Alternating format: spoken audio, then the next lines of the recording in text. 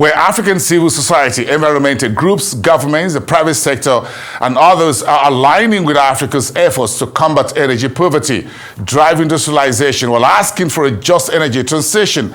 But there are pushbacks against those who are championing a new direction of energy justice for the continent. Let's get more on this with my guests on the show tonight, the Executive Chairman of Africa Energy Chamber, Ayuk, who joins me now from Johannesburg. Great having you again on the show tonight. We appreciate it. It's an honor to be on your show. Thank you so much for inviting me. Thank you, NJ. You move around a whole lot, so it's a little bit difficult catching up with you. But now that we've got you, your recent engagements, somewhat, what does it reveal about Africa's quest for energy justice, how it's been received globally? I think for the first time, what we've seen happen is that African civil society, African governments and business, they're coming together because we recognize something that is very fundamental about what we need as Africans. And when we engage with Europe in Paris at that same time where you had the IEA at one point trying to host a big show in Paris while we were hosting Invest in Africa, Africa was speaking with one voice. And the global community has started to pay attention to where Africa is coming. And I tell you how it was received. A lot of companies came in.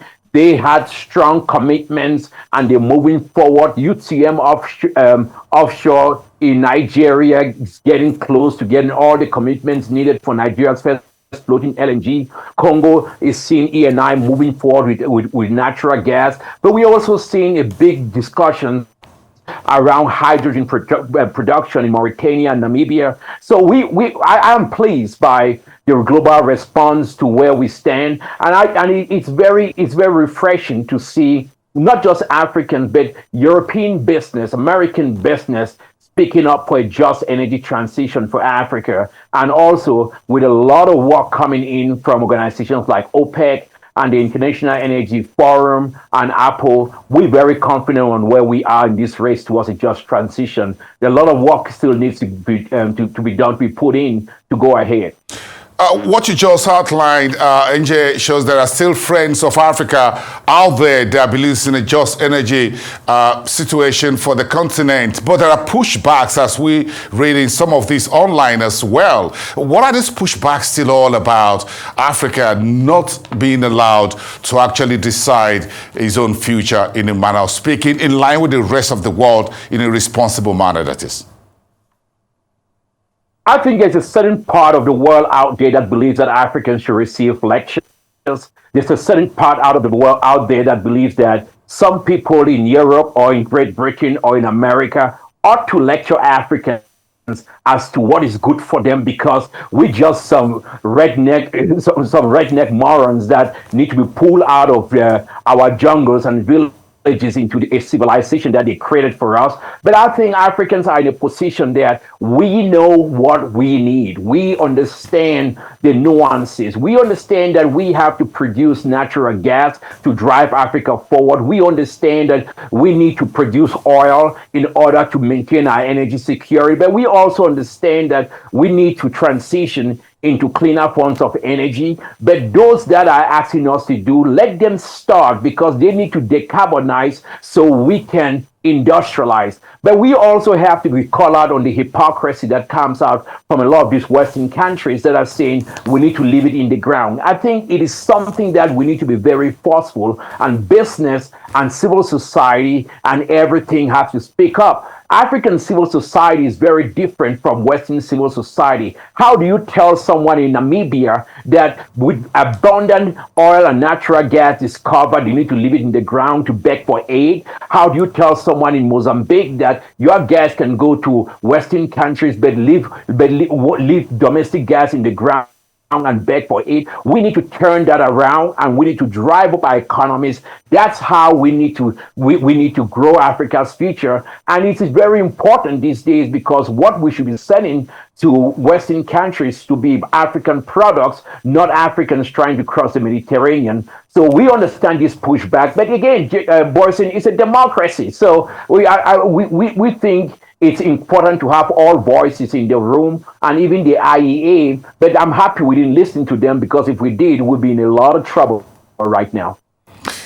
Well, how important is it, a recent statement made by OPEC chief Ayuk, that African producers or oil producers remain a critical part of the OPEC group? Is that a statement that lifts your spirit, the spirit of every Africa, how important Africa is within OPEC? He says Africa remains a friend. Africa remains very important for the future of OPEC. You know, the OPEC Secretary General, God bless him. I think when he came in, many around the continent were skeptical because he was replacing the great African Bakindo. But our guy, Secretary General, our guy has been amazing for Africa. He's visited every African OPEC member country. He's expanded his engagement with Africa. You saw him in Namibia giving one of the most amazing speech I've heard an OPEC Secretary General giving in the last 2 decades, inviting Namibia to be part of that global energy dialogue and that global energy investment. OPEC and Africa is like peanut butter and jelly. We get along very well together. He showed up. He came to Paris when most people thought he wouldn't come. The guy came like John Wayne. He was a rock star in the building, but he really focused on Africa. He kept the message on Africa. He talked about things that nobody talked about. He talked about energy poverty. He talked about Africa's right to produce its natural gas and oil. He talked about the abundant opportunities and really empowered people, Western investors, to look at Africa and look at hope in investing. He discussed with me personally of his time spent in South Africa post-apartheid and his scene and his vision on where Africa should go. I think we're very lucky to have this Secretary General and OPEC's contribution. And I think that OPEC's view of where oil should go and where energy to go with this world energy outlook, it's really on par, hand in hand with where Africa stands right now, because we need more investment. He talked about the investment. $600 billion needs to come into our energy industry right now to give us energy security and get us to a just transition. He's the only one talking about that. And there's so much science and data to back that. And I stand with that reference. We don't really side with what the IEA is saying, because the IEA has said 65% of the cars in Africa should be electric vehicles. How do you go and drive electric vehicles when you have no lights? And I think that big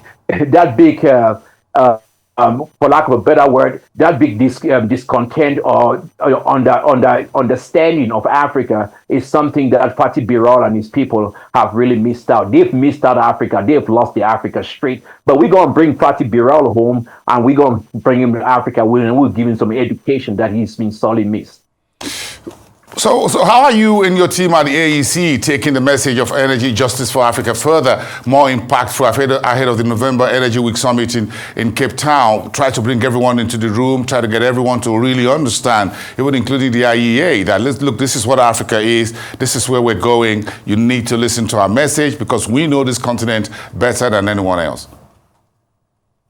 Well, it's a shame that Fatih Birol has never been to Africa Energy Week. I was thinking of not inviting him, but I would invite him this year. I think that education process, he would be very helpful to him, because Africans are not second-class citizens that you think you could lure them into Paris with the promising of clean cooking and promises of a climate funds that were never delivered. I think we have to be very careful. For Energy Week, we're going to focus, and we'll invite the IEA, but we're going to focus on data and hard science, and we're going to focus on investment. I'll have a big conversation on Total Energies on their movements around Angola, Congo, Nigeria, where massive investment is going to come into Africa. You're going to see a lot of African companies really pushing on. There's something we don't talk about, which we're going to bring at Energy Week this year. I call them the Renaissance men. Look at what's going on with Renaissance Energy. But also, we got to be very honest also with what are Africa's drivers. I mean, Nigeria has seen a lot of mergers, a lot of acquisitions, whether it's from Equinor with Chapal,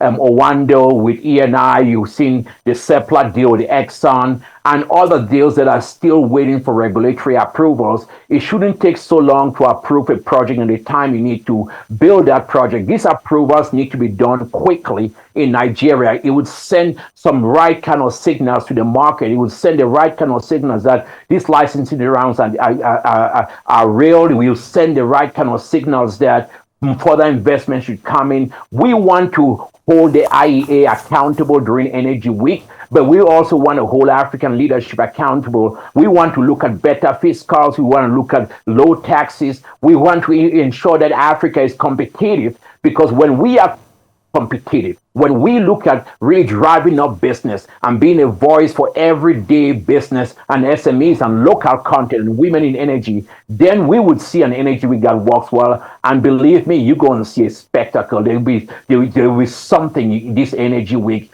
and get ready for something, because we're ready. Ayuk, the Executive Chairman at the African Energy Chamber, thank you so much for an incisive conversation with you, as always. Thank you, and wish you and your team all the best.